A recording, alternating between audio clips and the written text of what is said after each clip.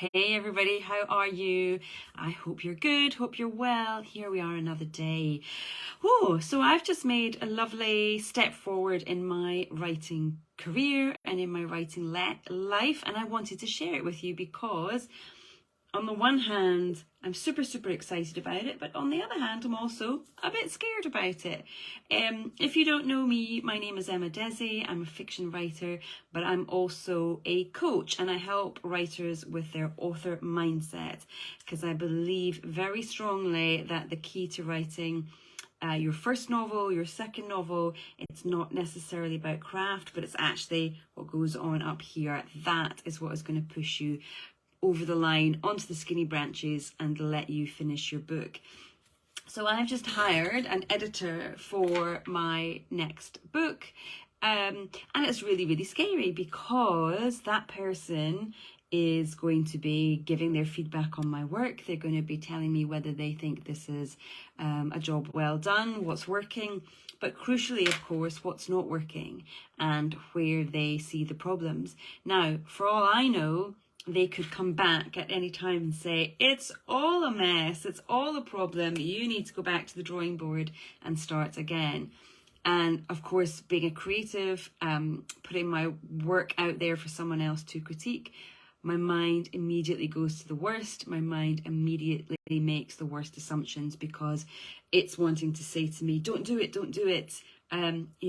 Keep your work to yourself. Don't show it to anybody because that's the way you'll stay safe. And that's the way you can still feel good about yourself by not doing something that I'm perceiving as being dangerous.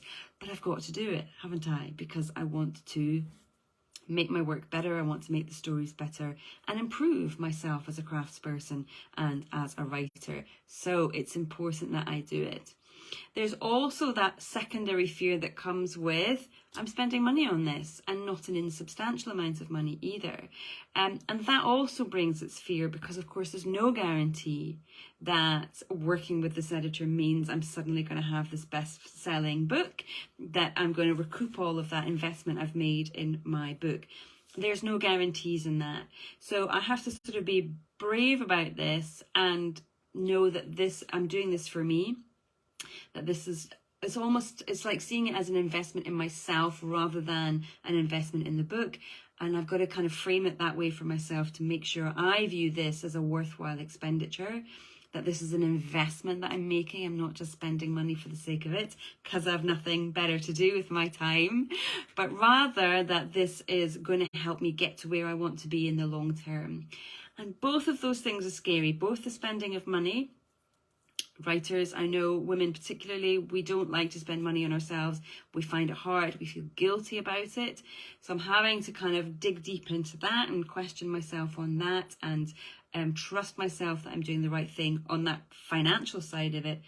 But then also on the emotional side, trusting that I'm doing the right thing there, putting myself forward, investing in my craft and helping me in the long term, and that the person who's going to be helping me, that editor who is going to be helping me, is doing it with the best of intentions, wants me to succeed, wants me to do well just as much as I do as well.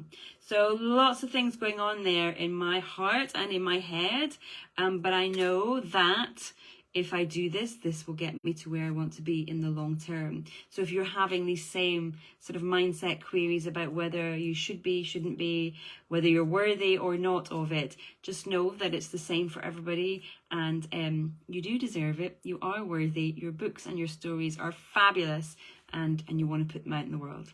All right, till next time, take care. Bye.